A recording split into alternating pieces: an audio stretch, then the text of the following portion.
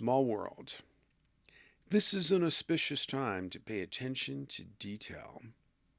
For some, for some, particularly introverts like me, it's easy to lose track of details while cognitive energy is spent lavishly in inner worlds. And obviously, I've stated a couple of places, but all these cards are meant as lessons to me, but that hopefully have some universal application. Because this can happen to me because I'm an extreme introvert. Doesn't mean I don't have relationships. I have an exceptional number for somebody my age, but my default position is to be preoccupied within, and then I can lose track of details without. Meanwhile, details of the mundane physical world are neglected or missed until they bite us in sensitive areas. At other times, the inner world is dominated by what Jung called psychic entropy, looping negative thought tapes, volatile emotions, and obsessions, which causes dangerous neglect of the details of the outer world. It can be a grounding practice of mindfulness to sometimes give your attention to detail, which is often a practical necessity. Transitional times, when, for example, you are about to leave your house and an inner dialogue about such and such is in the foreground of your mind, put that inner dialogue on hold for a few moments and check the details. Did I turn the stove off? Did I bring my wallet and everything I need for the next destination? I know that British gentlemen used to have a saying before leaving the house. Let's see, what was it? Um, wallet, watch, spectacles, and testicles? Just something cool about that. Also, when psychic entropy is dominant, the small world can be a way to resist the dark undertow.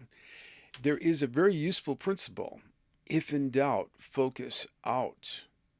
Pick a somewhat mechanical task that you have already mastered, e.g., doing the dishes, but that requires attention to detail, a small home repair, for example, and give yourself to doing that task with complete focus and efficiency. It's true that we shouldn't major in the minors, but that means we shouldn't let minor priorities dominate all our time. But there are specific times when the minors should be in the foreground. If you got this card concerning a relationship, opportunity, or issue, check the details. The devil's in the details, they say. Negotiation of the difficulties may require a moment by moment attention to the minutiae of what's happening. Conversely, there are some people whose natural focus is always on the details and mundane minutiae and not enough on what really matters in life. Those people need to stop, take a deep breath, and ask themselves, will I remember this well on my deathbed? For that sort of person, focus on urgent but unimportant minutiae, a ringing phone, etc., needs to give way to spending more time on that which is essential but not urgent. This card relates to hexagram 62 of the I Ching, Preponderance of the Small.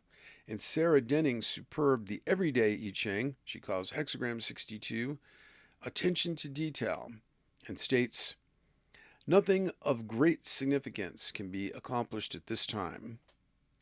Do not even attempt to undertake important matters. You do not have enough power to achieve as much as you would like to. You will benefit from keeping a low profile and attending to the business at hand. Go calmly about your daily routine.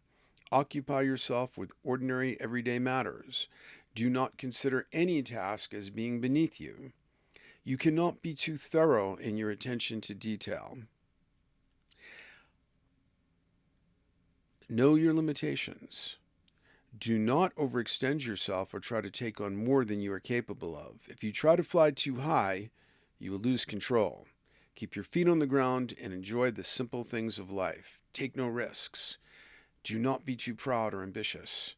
This will set people against you, whereas if you are modest, they will be willing to help you.